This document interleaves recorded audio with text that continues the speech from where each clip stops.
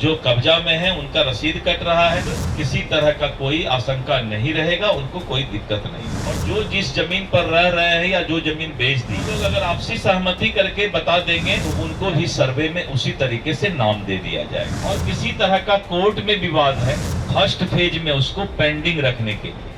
गाँव विशेष करके गाँव में या फिर जो दिल्ली पंजाब या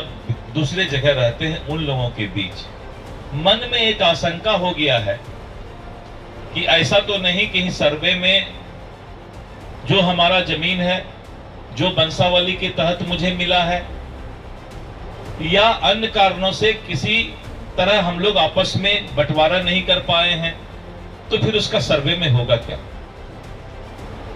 आप इतना निश्चित रहें, जो जिस जमीन पर रह रहे हैं, जिनका कब्जा जिस जमीन पर है, और अगर उनका ऑनलाइन रसीद कट रहा है, उनको कोई कागजात दिखाने की जरूरत नहीं। जब ऑनलाइन रसीद कट रहा है और जमीन पर आपका कब्जा है, तो राजस्व विभाग का कोई कर्मचारी, सर्वे अमीन को हमने निर्देश दे दिया परसों कि उनको किसी तरह का कोई कागजात मांगने का जरूरत नहीं है। उनका जमीन का सीमांकन करके सर्वे में जो हमारे रिकॉर्ड में है उनका नाम डाल दीजिए।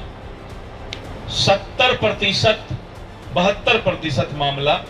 में कोई विवाद नहीं है, कोई दिक्कत नहीं है।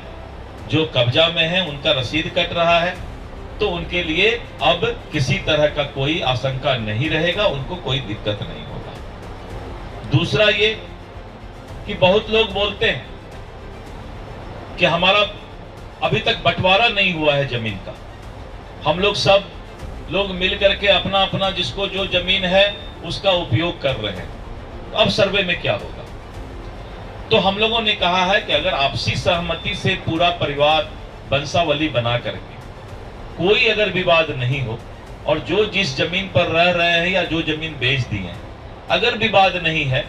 तो वो लोग अगर आपसी सहमति करके बता देंगे या कागज दे देंगे कि आपसी सहमति हमारी बन गई है, तो उनको भी सर्वे में उसी तरीके से नाम दे दिया जाएगा। लेकिन अगर किसी का टाइटल सूट है, किसी का सिविल सूट है और किसी तरह का कोर्ट में विवाद है, तो वैसे जमीन या वैसे रैयत के चीज को हमने कहा है कि एक बार फर्स्ट फेज में उसको पेंडिंग रखने के लिए, अलग करके रखने के लिए, सेग्रीगेट कर देने के लिए, जिससे कि उनको बाद में हम समझ बूझ करके उसका निदान निकाल सके। तो कोई चिंता करने की बात नहीं, किसी तरह का सर्वे में आम पब्लिक को राहत देने के लिए ये सर्वे है।